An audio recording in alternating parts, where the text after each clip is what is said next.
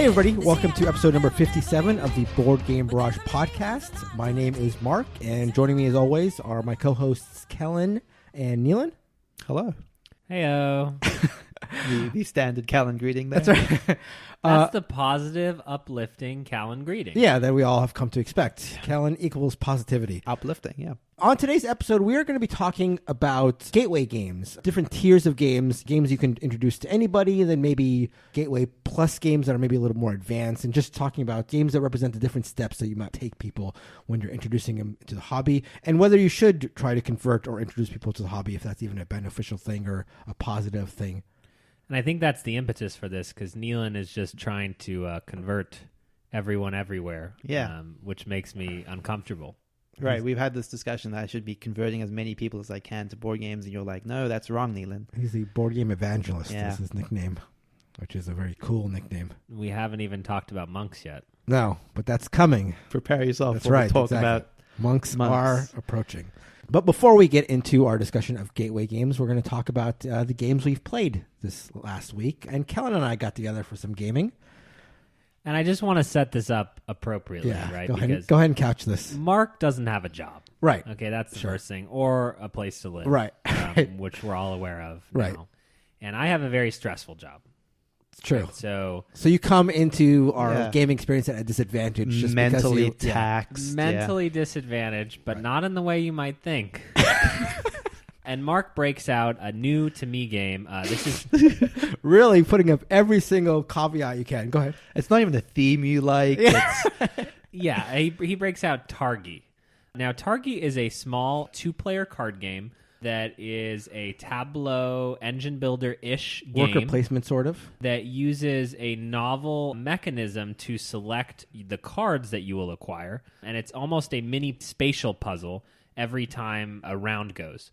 So you put a worker either in a row or a column around the outside, and then you, on a subsequent turn, you put a worker on a row or a column, and then the intersection of those two workers is actually the card that you get to pick up. So you get to take an action around the outside ring of the board based on the card you choose, but then you also acquire the card at that intersection. So each turn is a mini puzzle because the cards are refreshed as you're trying to figure out how to get cards into your tableau. And it's really interesting that because without the puzzle, this would be a very, very simple game. The combos, the buildings that you're building are only made up of 3 different resources. It's very straightforward, but where the complexity comes in is trying to figure out which cards you're going to get and how to best place your workers. Now, I lost this game by 1 point, and I misunderstood a rule, and I was mentally taxed that night. You misunderstood a rule? Yeah, remember the one card where I thought it was... Oh, but you still would have lost. I think we came to the conclusion you still would have lost. Well, but if he hadn't been mentally taxed and if he had liked the theme... Going in, I realized that if he hadn't been mentally taxed, he would have won. Yeah. I mean, I went in It was knowing the that. second card I acquired in a tableau of 12. Right. Do you think I would have done anything differently, Mark? What I'm saying is, at the end of the game, even with the scoring that you thought would have taken place, you would have lost. No, I would have won. No, you would have... If I would have gotten 8 more points than what was there. Okay. Well, whatever. That's fine. I mean, it goes down as a loss, so it doesn't matter. You don't have that written down in the notes? I certainly do not. That I would have won? I do have written down that my misinterpretation of the rules been correct? No, I do have the Callan was mentally taxed note, which I put to all your games. So I lost this game, but it was very close. What I loved about it was that the worker placement portion of it was extremely cutthroat. Yes. And you constantly, each turn, were so upset that the other person was taking the one spot that you wanted, or a combo would come up that was too good to pass up. And then you had to decide, well, am I going to go against my own tableau because this is double, this is going to get me double or triple the resources. This is worth doing. There's a lot to like in this, and I can see this as being like a board game couples thinky game that they play in 30 to 45 minutes at the end of a work night. Yeah, worker placement games often don't work with as few as 2 players. I was just going to say, because I feel like for something like Agricola, as soon as you pare it down to that smaller player count, there's tuddenly too many options for that. So designing one around 2 players sounds pretty cool. Yeah, and there's immediately blocking. I mean, the way the rules work is once you lay a worker down on any row or column, both the spot that they place the worker in and the one opposite them is blocked off. So very quickly the board gets constricted, which is really, really nice. Another great thing about Targi is that many of these 45-minute card games don't feel substantive enough. But when we finished this, I was like, wow, we've actually played not a real board game, but we've played a game. It felt good, and it felt like we had accomplished something. And it's not usual for me in that length of game to feel like we really got through something. A fully fleshed game. Adding on to that is the board itself is created using the deck of cards, so it's got a really small footprint when it's all packed back in the box. There's no board to unpack, so it's a very, very small game physically. So it's one of these games that packs a lot into a very small package, both in terms of like the time required to play it and the space it occupies on your shelf. I think for me, my one nitpick would be that I would prefer it if the card powers were a little bit zanier or wackier. They're all pretty safe, sort of incremental. Yeah, bonuses. You score +1 point for this type of building for the rest of the game, and I would have preferred them to really kind of go off the wall with it. You'd want sort of like an innovation sort of like thing, which is what we played later, and you also lost to me. Well, we already So decided. it seems like both types of games you would lose. We to. already decided not to cover innovation tonight. That's true. That's weird. One of us, the one time you don't want to talk about innovation. was one of us was a gentleman. That's true. And A mentally wrote down taxed a list gentleman. Yeah. and agreed to it. And one of us is just an asshole.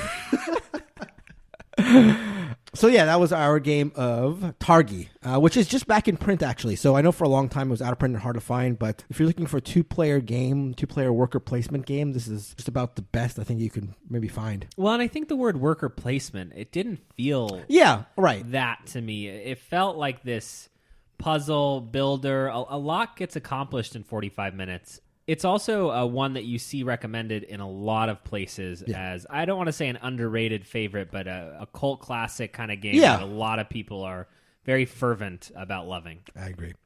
So that is Targi. Neelan, you played a hot new game? Yeah. I've been playing like the latest on the BGG hot list. Okay. Yeah.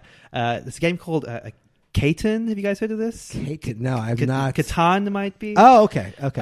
So I want to stress at this point that I have barely experienced the actual Catan experience because I played this at 2-player, and I know that almost all of the game is in the trading of cards, which is largely eliminated at 2-player. But this was a game that my girlfriend wanted to share with me, and as a game that I, for whatever reason, have just never played. So, I gave it a go. And it's real good. I know I'm not blowing anyone's mind here by talking about Catan, but like I was surprised by how much its mechanics held up. It's a game that plays really quickly. The basics of the engine building, the collection of resources, turning those resources into new ways to get resources, repeat, it's all there and it's all laid out as cleanly and as quickly as possible. There are things I feel are, to my mind, at least very clearly dated mechanics. Rolling dice to collect resources felt like something that's obviously been done better in more recent games. But yeah, it was cool to sort of have this look back at a game that obviously inspired so many more people into the hobby. Right. And to see to some extent that it's still held up. And I was immediately curious about how much better it would have been with 3 or 4 players trading cards and that sort of thing, which I understand is the actual heart of the game. It's certainly not a game that I would feel strongly, certainly by recommending to anyone. It's almost anything it does, I feel, has been done better by more recent games. But yeah, like I said, good to throw back to an older game that you've obviously heard a lot about and still find that there's stuff there to appreciate. Yeah. The only fun thing about Catan, Neelan, which you've missed, is acquiring a lot of one resource, trading it all away to every other player at the table, and then playing the Monopoly card immediately and taking all of those resources. The game allows you to do that is amazing. That's brilliant. I've been told that's not allowed, actually, in my father's house. So my dad played and I said, yeah, I can do that. He said, you can't do that. And I said, why? And he said, because it's my house. So that was my last Catan experience. But welcome to 1995. It's great to be here, yeah. That's about all I have to say about Catan. So that talk of Catan will segue us nicely into the meat of our episode, which is, as we mentioned earlier, gateway games.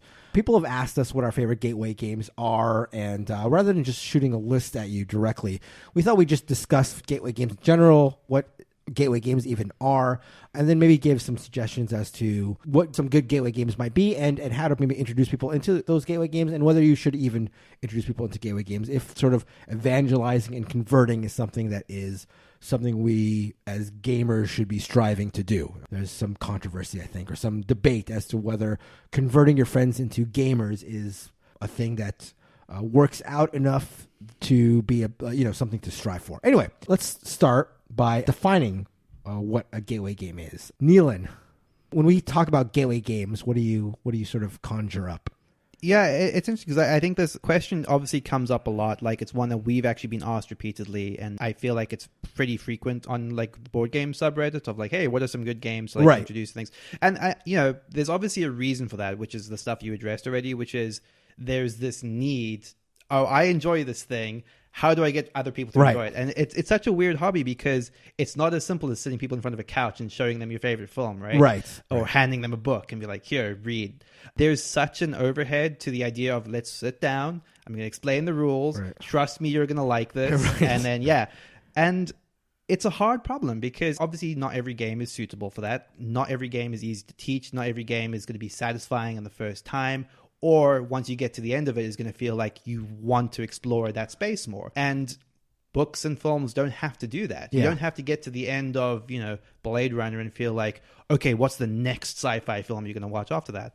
There's an interesting issue with calibration, I find, in the board gaming hobby that maybe you don't find with, like you said, books or movies or trying to introduce people to that. Because when you get into the hobby, the entire aspect of like learning rules is a very niche thing, and it becomes like second nature to a lot of people who are in the board gaming hobby. So you start to lose track what the threshold for a non-gamer is. Once you're immersed in board gaming, you feel like, a game like, I don't know, right, Taj Mahal or something. You feel like a game that is like to a person who plays a lot of games would be light. You sort of lose the understanding that to a person off the street, to like a friend of yours who hasn't played a board game, even a very light rule set can be quite daunting. Right. My favorite example of this is not a board game specific example, but it's whenever I give someone a video game, like, okay, here's BioShock, you have to experience this. And their first reaction is like, how do I look around? They're like, I didn't even think that was a thing I had to think about, right? Sure. And I remember thinking this when I was trying to teach someone a worker placement game. And you think, oh, you're going to put your person here and take that action. Like, wait, no. Yeah. Tell me that again. It's like, what? Yeah. Like, what do you mean? Yeah. It's such a weird thing to sort of have to go back to zero. Yeah. And imagine yourself in that position and try to explain literally, okay, your worker, you have X amount of these, you can put one over here. It's such a bizarre thing. And it's like the inverse of the cool part of playing all these games. I think like once you've played a lot of games, rules start to become easier to you. Once you've played a number of games, even the most daunting rule book, you start to sort of see what it's talking about. When worker placement is mentioned, even if it's like a difficult or a interesting variation on it, you sort of understand, you get the gist of it. There's these sort of, again, shorthand that pop up in even the most complicated game. So, once you're steeped in it, it becomes easier to learn these heavier games. But on the other side, you start to lose track of how difficult it could be for somebody who literally doesn't have that experience. Yeah. Yeah, I think one of the critiques of gateway games is, but no, I taught my 7-year-old Castles of Burgundy and it went great. And that calibration that you talk about, I've unpacked, I think, Agricola in the past and gotten about a third of the way into the rules explanation and then packed it up and said, right, I've made a huge mistake. Sure, yeah. This was not the right game for this audience. But I think people in general will try to, because they maybe don't have a game group to play with, they'll try to get whoever will play to play the thing that they're most excited about or near enough to it when they should be starting somewhere much simpler and much kinder overall. And you can understand the frustration in that. It's a natural progression, I think, and a lot of people, you go from yourself getting into a gateway game maybe, and then you get into these more complicated games. And I think just generally the drift for most players is to get into heavier games.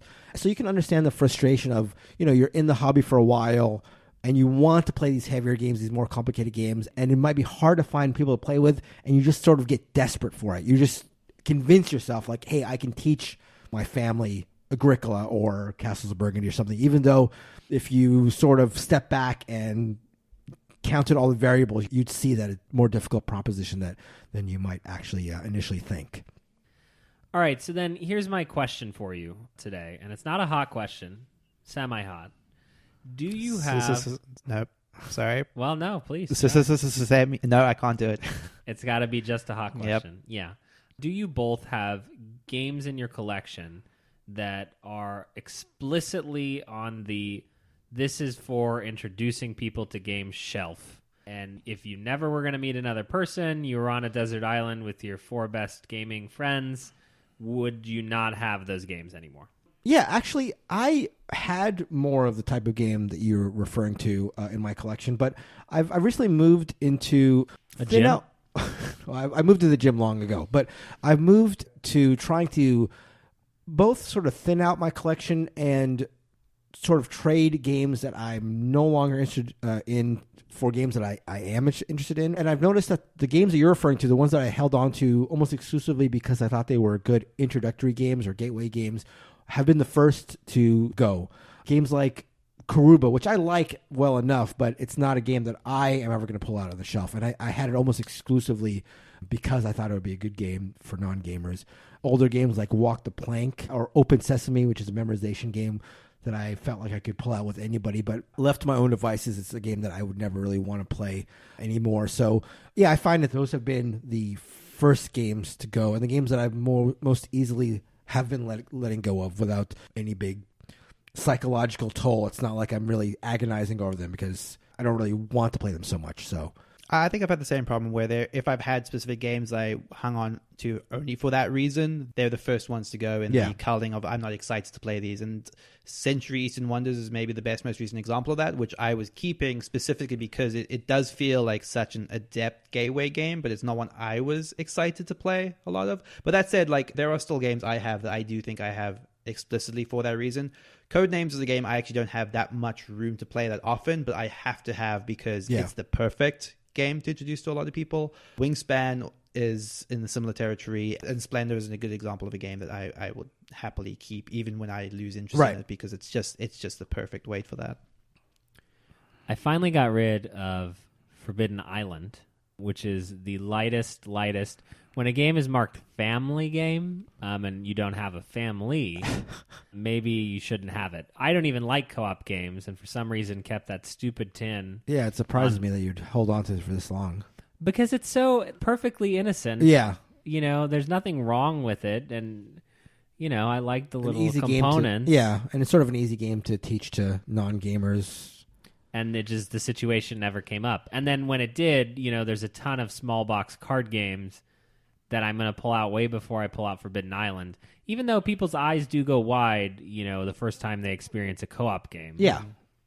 Speaking of these games that we've been holding on to or not, as the case may be, let's talk about some games. Maybe we'll break them down into tiers. So I guess we're calling maybe the first tier like introductory games. These are games that... I mean, I have it written down as baby's first gateway game. Okay, either way. So yes, baby's first gateway game. So these are the games.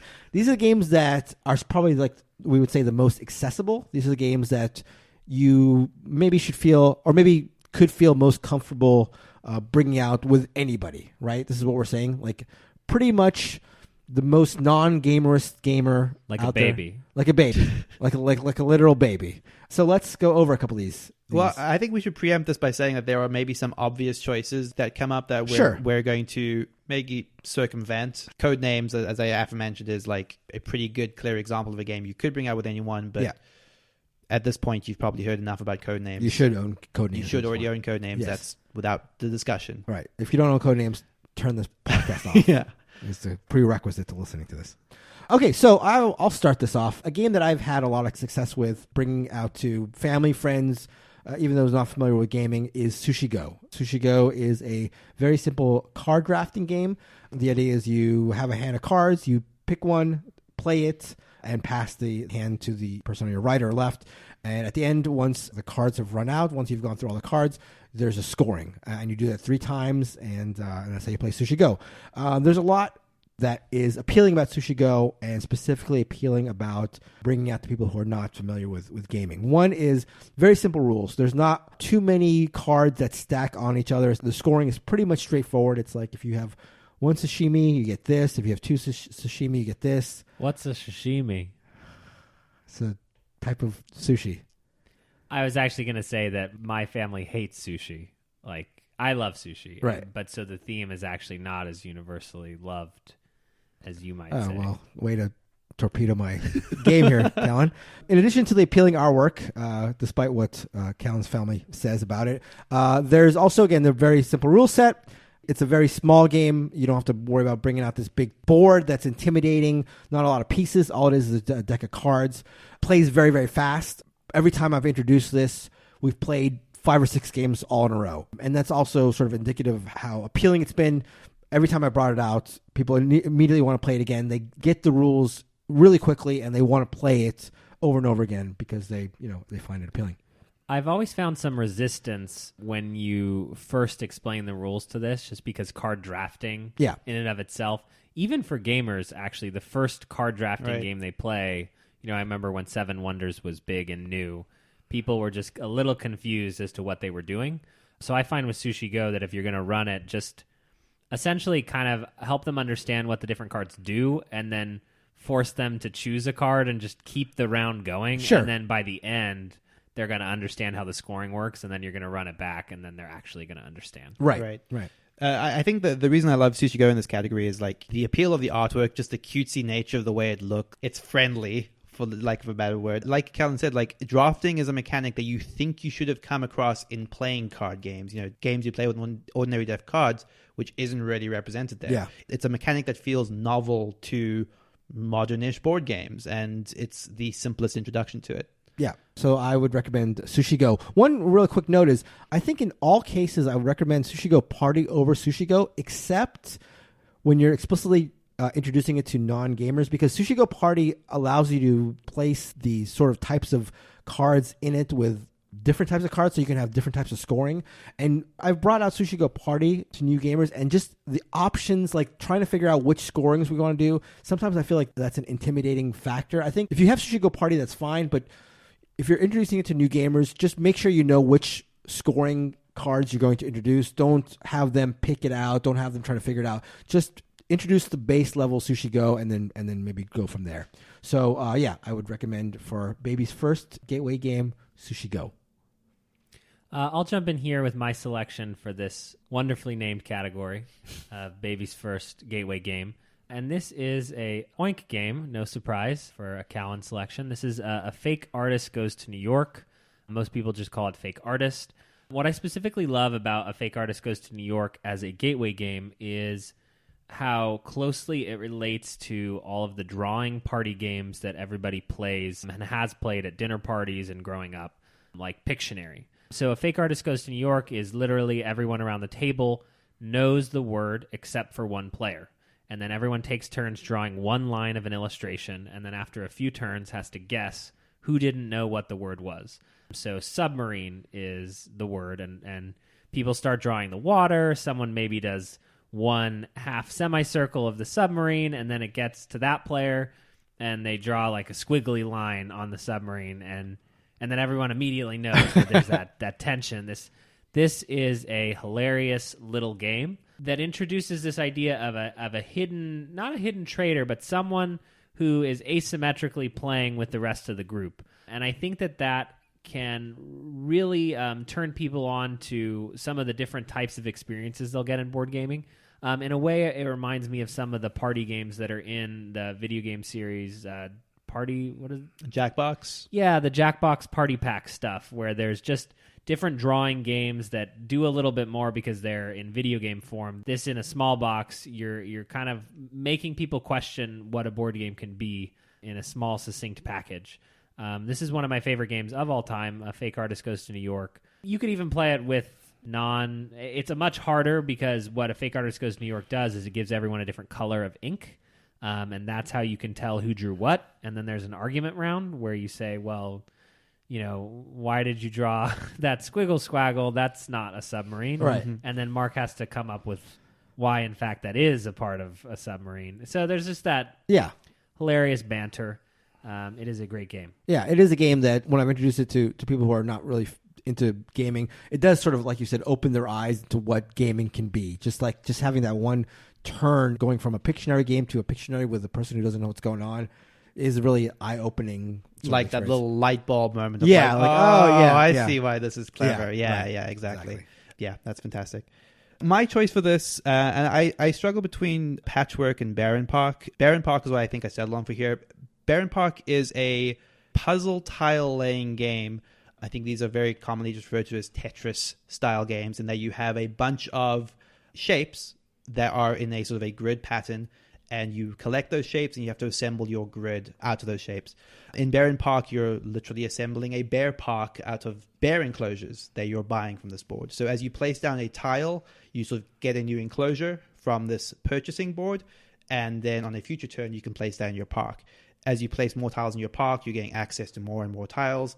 Repeat. So it's a pretty simple rule set, but it immediately falls into this very simple mechanic that people are mostly familiar with, because I feel like everyone understands Tetris as a concept, whether or not they've played it. So it's this very simple mechanism which is immediately satisfying, because you fill up this perfect hole in your park with a perfectly shaped piece, and there's just this awesome feeling of satisfaction. Yeah. Exactly.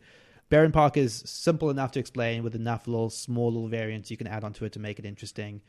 And yeah, I think it's a game you could probably teach to anyone. I think that the theme of Bärenpark is so immediately appealing to all. You know, the idea of it being about like an animal zoo. There's not many things that I think you could find that are so universally accessible or liked. Bärenpark for me is an exercise in efficiency and sort of an introduction to multiplayer solitaire, parallel play, but we're all enjoying this experience together. But there is that piece that if you can't fill anything in, and isn't it like a toilet, a porta potty? Is that wrong? Right. Yeah. So there's if for whatever reason you can't play one of the pieces in your park, you just get this single tile piece as a consolation. But it's a toilet. Yeah. And but it's like deeply hurtful. Yeah, right. Because you've built a bear enclosure. Yeah, and it's like everything is beautiful. You've got the nice scenic area, and then you have that one random square toilet sticking in the middle. It's horrific. Right. That's Bärenpark. All right, so now we're going to bump it up. We've passed Babies First. Now we're in fully fledged gateway games. So where does the gateway go, Mark? The gateway goes into my heart. What? Wait, is that where we're? That's where we're going. Oh, yeah. I thought it was going to be there's no knowing where we're going. Is that from something? Something like Charlie and the Chocolate Factory or something? There's no knowing where we're going? I don't know. Willy Wonka and the Chocolate Factory, bro. No, I think it's Charlie and the Chocolate Factory. You're talking about like the movie, I think is called Willy Wonka, but I'm talking about the OG book. I can't remember which is which now. Yeah, so I'm probably right. I'll back down. Yeah, you're mentally taxed. It is very late. So, I mean, I feel sort of remiss here because my suggestion is going to sort of steal the show. My suggestion for a gateway game. So these are games that, you've showed people Sushi Go. They've played Bärenpark. They've played Fake Artist. And now you want to show them a more gamery game, but nothing, too intimidating. Where do you go? My suggestion, you go to the top. Go straight to the pinnacle. Biblios. Small box. I mean, come on. I've talked about Biblios so many times. If you guys don't own Biblios by now, I feel hurt. But you're introducing so many different types of mechanisms. Very simply, very straightforward. Small box, small time frame, 45-minute game. But you've got drafting. So they've played Sushi Go. Maybe now they want to play something else. You've got set collection. Again, very simple. You're just collecting 1 of 5 colors. It's really straightforward. You've got an auction. There's a lot of different types of mechanisms that people will find in more complicated games, all in one small package with Biblios. And not only is it a small package, it's, again, just the best game that's ever been invented. So why not introduce these people who are new to the hobby to the best game of all time with a wonderful theme? You haven't even mentioned that it's the perfect introduction to thematic games. Yeah, we talked about monks earlier, and when you play this game, you feel like you're in a monastery. I feel like you want to just don the robes. So we've got a little something here, Mark. Okay. So previously, for those listening from last episode, we got into an argument about how much theme that Biblios has. Yes. Do you recall that? I do. I remember a master of theology writing in, a master of theology, not somebody who was acquainted with theology. He had mastered theology, wrote in, but was not a doctor, and proved, I would say proved, that Biblios has an excellent Yeah, theme. the only thing that would supersede that if a doctor maybe sort of... I can't tell where the balance between doctor and master, but I feel like if you've mastered something, where do you go from there? A doctorate, that's what you do.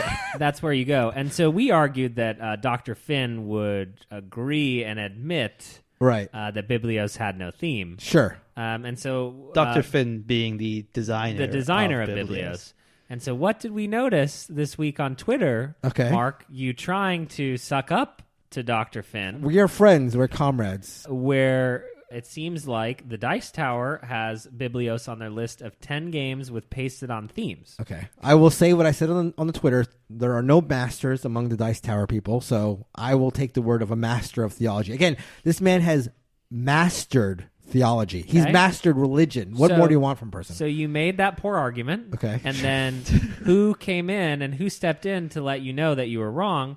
One, Dr. Finn. Right. Okay, I want the record to be fully verified. read. Okay, verified. Yes, I can verify him. He says, No need for the blue. well, it does have a theme, but admittedly, I may have done a little pasting on. Okay, keep reading. Keep reading. No, That's the end of the tweet. that's the end of the tweet. I feel like that is a poor representation of the conversation. I feel like Dr. Finn, in the end, clarified his remarks and admitted that the only pasting on of the theme was the pasting of the beautiful artwork that immerses you into the game on the box cover. If you have not seen the box cover of Biblios, I implore you, It's brown. pause the episode and just look upon it with awe. So, isn't it? It's just a little weird that you like something more than the person who created it. I don't think that's true. I think Dr. Finn was... Like you're making him uncomfortable. He's never said that to me, and I feel like we are at a place in our relationship where he would let me know if I was making him uncomfortable. Through a court of law, perhaps. Right. I mean, I tweet him only, just a couple hundred times a day, so I feel like he would have at one point tweeted me back saying to lay off. But anyway, point is, you have any friends, they know anything about board games, just buy Biblios. You'd be fine. So, unfortunately, I feel bad because it's all downhill from here, and we're only halfway through the episode, but I'll leave it to Kellen to bring us down. All right, so my choice for gateway game, which is neither Baby's first gateway game or Gateway Plus, the poorly titled higher tier category, is Splendor. Splendor is a game that Neelan let the cat out of the bag earlier in the episode on. Splendor is good because it has no theme. How do you You've feel embraced about it. that? You've judoed me, I feel like. Right. Yeah. So from before, we argued that Bärenpark was good because it had a theme that everyone could love. You tried to argue that Sushi Go had a good theme, but I proved that wrong. Proved that wrong. Here we are at Splendor, which has that inoffensive gems, but what the hell is going on theme that no one could dislike. It's just there. Right. It's just nothing. Splendor is a fantastic game. If you have not played it, there are a lot of mild engine builders that have tried to dethrone it over the years. That would be Century Spice Road. That would be Gizmos. Everyone wants to have a Splendor killer, and that's because they cannot kill Splendor. Splendor is fun because you are acquiring gems, which give you cards, which then make the future cards that you buy cost less gems. So it scratches that beautiful itch of building this engine where, in the future, I'm not going to have to pay any rubies. Yeah, that is a cool And feeling. It escalates, and then the game ends right when you feel quite powerful. Splendor is a great introduction to tableau and engine building. I think what's important here is that these categories are sort of themed around how old the person is that you're introducing to gateway games, whereas a baby, you would teach them to play Sushi Go, according to Mark. Or fake artists. Do you want a baby with multicolored pens? I feel like that's a disaster. They're already doing that, bro. Okay. I'm not You up want to them to do it on the piece of paper. Right. Okay. I think one of the important conversations to have here is around, this is a generic list of good gateway games. And we've got beginner, intermediate, and advanced gateway games. Right. Whatever the heck that means. Yeah. But you're better off choosing something that you think they will gravitate towards.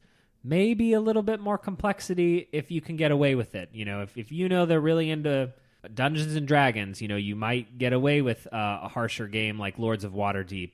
if they're really into Battlestar Galactica, you could conceivably start with Battlestar Galactica. Yeah. So this list, I think, is helpful to just represent some great suggestions at the very, very, very, very light, and then kind of light categories. Sure. Particularly if you're playing with jewel crafters.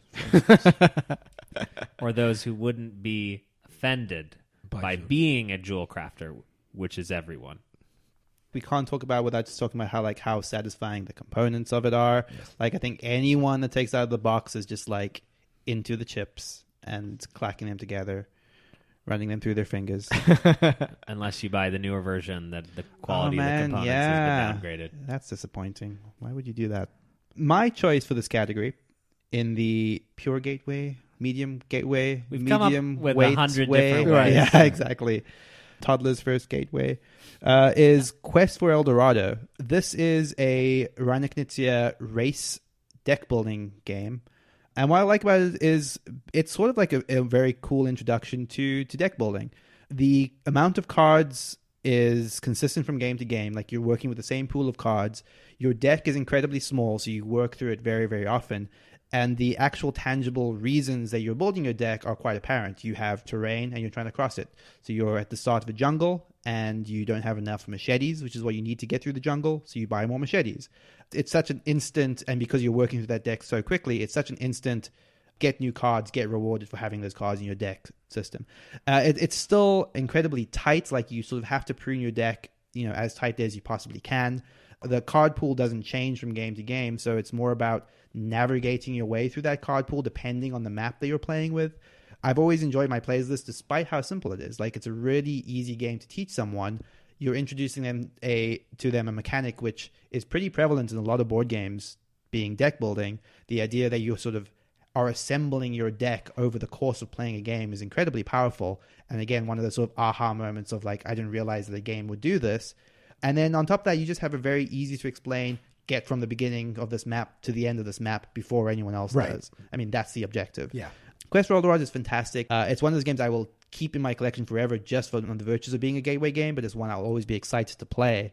I think it's a perfect fit for this category. Yeah, I mean, I think race games are very easy to introduce because the concept of just beating someone to the end is just a very clear, obvious goal to have. There's something that's perhaps a bit esoteric about get more victory points than the other player because you get a point for this and a point for that. Right. But yeah, exactly. A clearly defined objective is probably a very straightforward way to get someone into a game at the outset. Yeah. I also like a game where even if they maybe don't understand everything about the game, you can get them started and then they'll get there eventually. Yeah. So they're going to draw a hand of cards and they're going to say, oh, I can only go here. And then they'll get to a point where they say, oh, shoot, I need that in my deck. And then they'll go and buy it and put it in their deck. And then by the end of that game, they'll realize I should have made that decision sooner and I'm going to do this better on the second game. Yeah, which is the heart of deck builders. So their knowledge grows with it. As they're playing it, exactly. That's a sort of a nice segue into my choice for the next tier, which is the highest level of these gateway games. We're calling this Gateway Plus.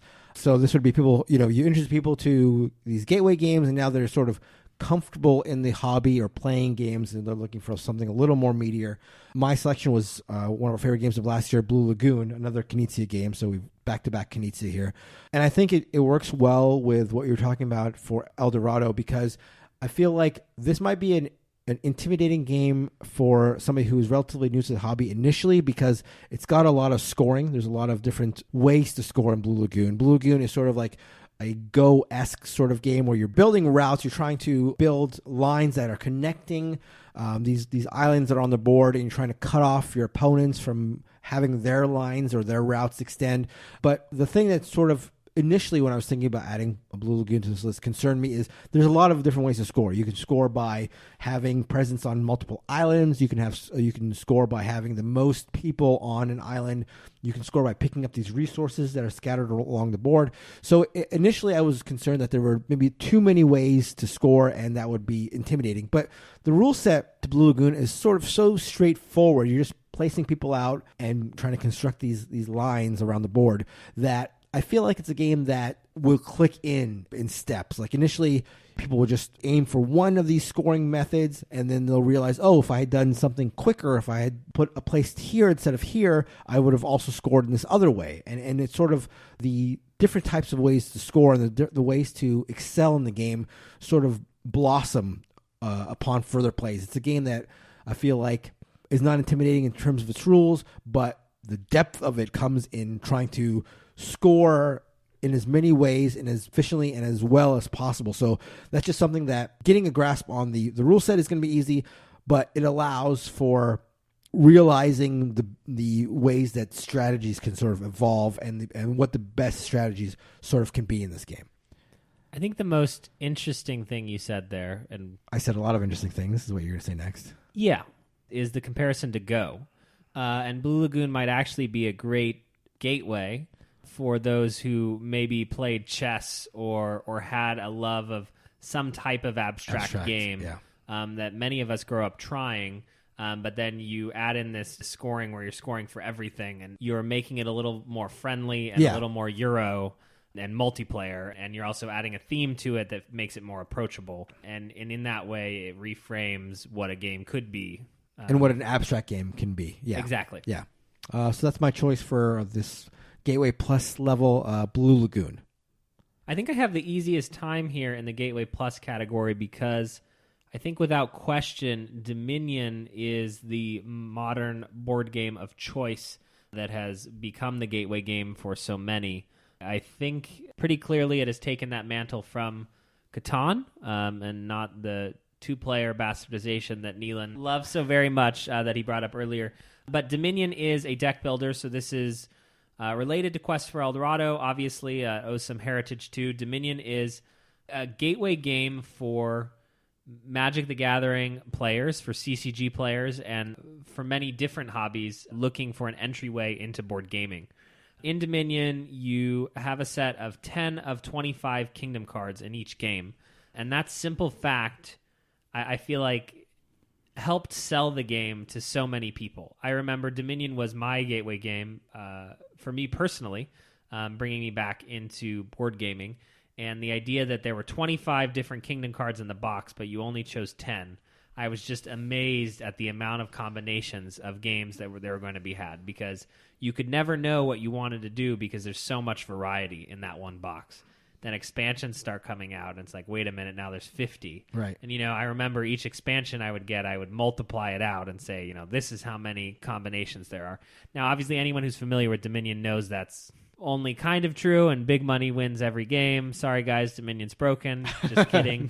But Dominion is a truly great game to help someone who has played some games, but to just question mechanisms and to look at something and say, I did not realize that this was possible, which is exactly what Donald Vaccarino did when he introduced Dominion, and that hype sort of spread through the conventions and became what it is today.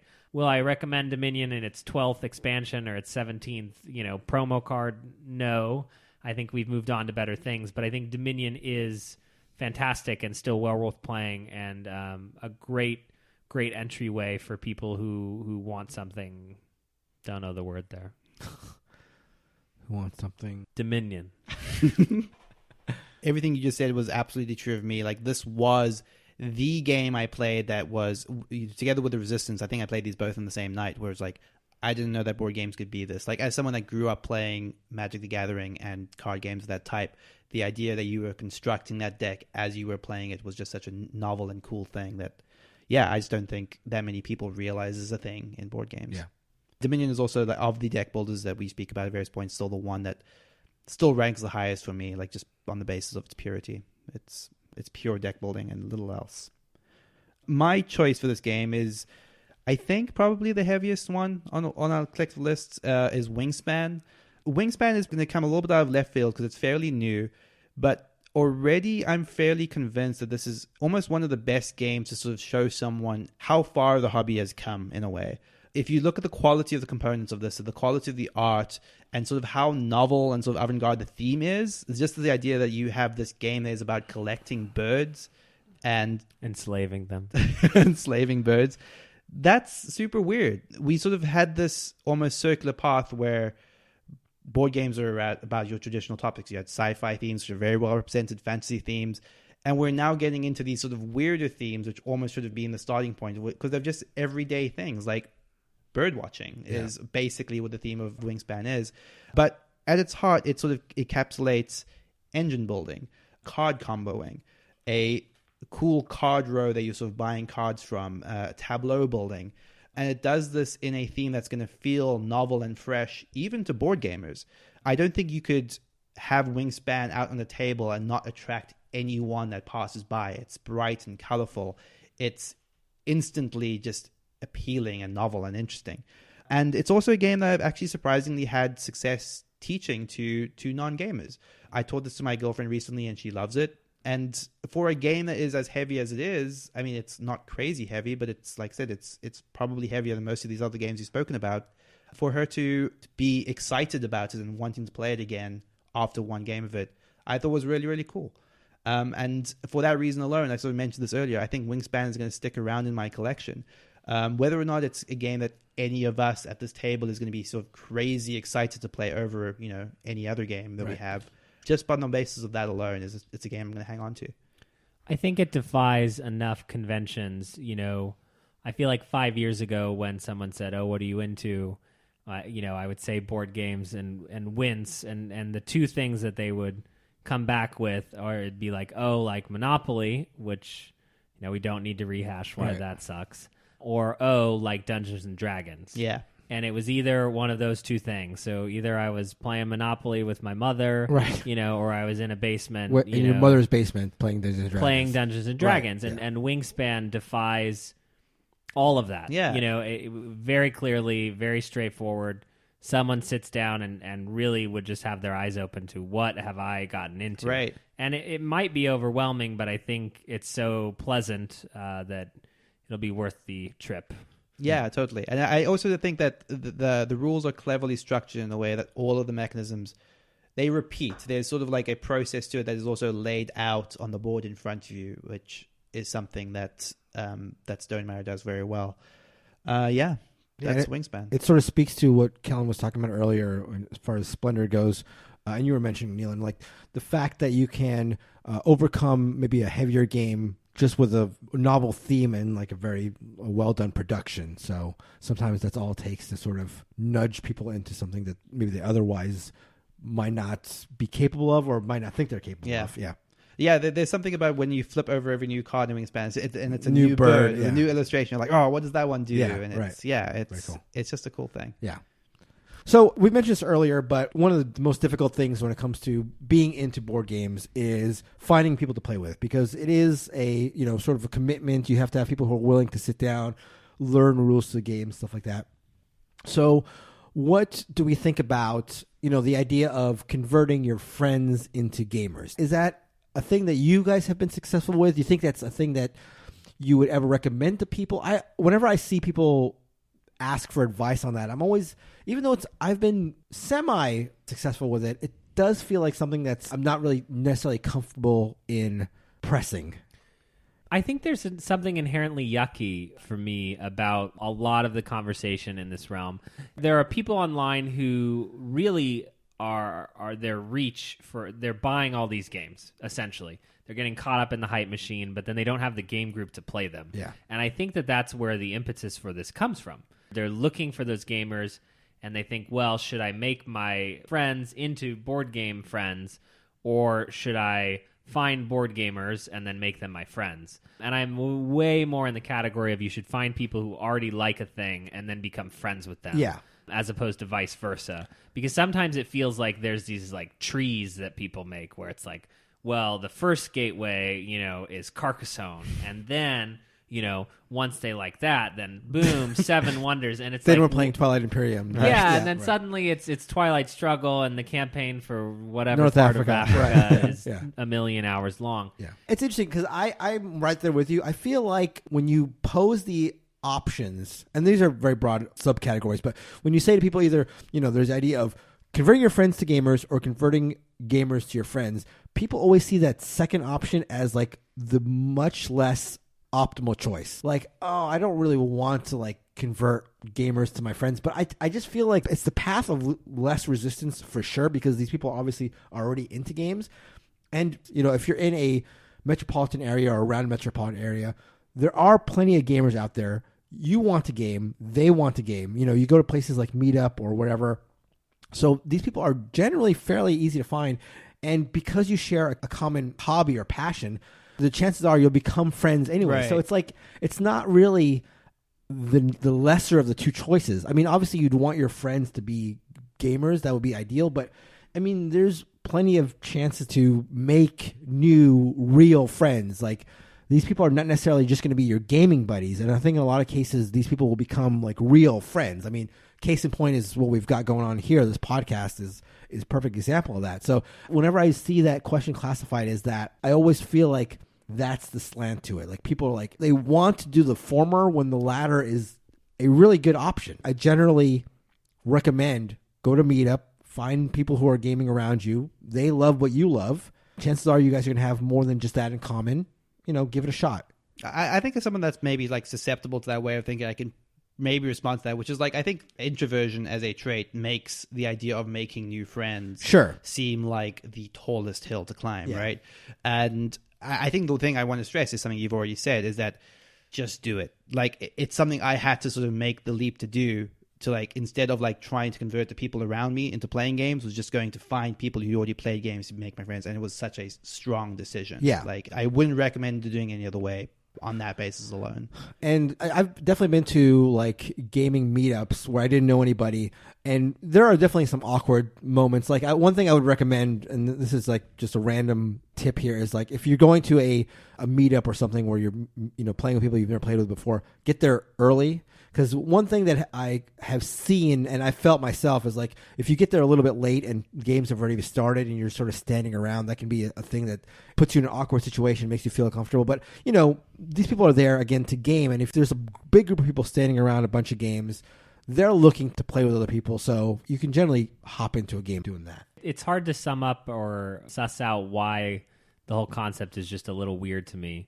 Sometimes you just see all of the people talking about, you know, well, my wife or my husband will play 2 games with me. And, you know, one is, I don't know, Colorado, where they're basically stuck and all they're trying to do is strategize on how to become unstuck. Yeah. And you're just like, let people live, man. Right. I don't know. Yeah. No, I'm with you. I definitely try to convert a lot of my friends into getting into games, and we were doing it, like, we were playing games once a week at one point. And these are people who are like not gamers. These are people I knew from other aspects of my life, and to varying levels of success. I think I went in initially in that sort of mindset that you're referring to other people being in, where I was like, okay, I'm going to push this. Like, I'm going to get them step by step. I'm going to get them addicted to it, and we're just going to go. And again, you know, in a couple of months, we're going to be playing Terra Mystica, 6-player Terra Mystica.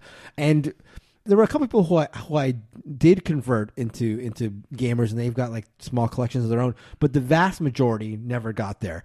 But I would also say the vast majority did enjoy these like sort of gateway level games that we've been playing. So if you're content in just sharing this love of a hobby with the people that you already love, just keep the expectations low or mitigated, and I think you're much better off. But there's nothing wrong with wanting to play these heavier games and wanting to be like more fully immersed in this hobby. But then I think the recommendation I would say is to go to the people who are already there with you. Go to people who are already gamers and just see if, once you're sitting across the table, maybe you'll talk about something else and become friends, become like more true friends. So, yeah. So that's going to do it, I think, for the discussion on gateway games, and that's going to do it for the show. So we are, again, Board Game Barrage. You can find us at boardgamebarrage.com. We are on all forms of social media. We're at Instagram. We have a Twitter. We have a Facebook. However you want to find us, we are there to be found. We also have a Discord channel that we started up recently that has been... I would say exploding is probably an accurate term, and especially the conversation. The conversation's been pretty constant and back and forth and poppy, so I would recommend anybody listening to us to join our Discord. And we've also got a guild on BGG. So again, wherever you want to find us, we're there. And that URL is boardgamebarrage.com/discord or /guild. Yes. If you prefer the forum approach. But it's always fun because you can argue with us about anything. Yes. Yeah, we're there pretty regularly, like responding to questions and talking about all the same stuff everyone is. So. Been really, really fun and really engaging. So yeah, that's going to do it for the show. As always, a big thank you to Heart Society for our intro and outro song, What's on Your Mind, Kid. You can find them at heartsocietymusic.com. And that's going to do it. We'll see you guys next week. Bye. Bye-bye. Bye.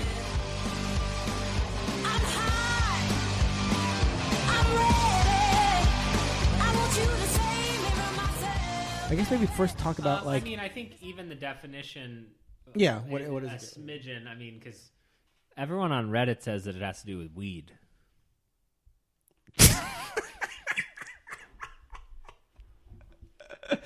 Okay. Yep. What do you think? I'm joking? Yeah, I was hoping you were joking. A gateway drug, bro. Yeah. Okay. Didn't you ever see Smokey the Bear? Oh no, that's different. Dare. Yeah, there. Right. Dare. But are people associating it with like board games? Like are people the saying term like? I think it's probably gateway- literally where the term the gateway gateway. comes from. Yeah. You think I'm just making this up? I don't know what you're talking about. I have literally no idea what you're talking about. I thought you were joking. I thought no. Smokey the Bear.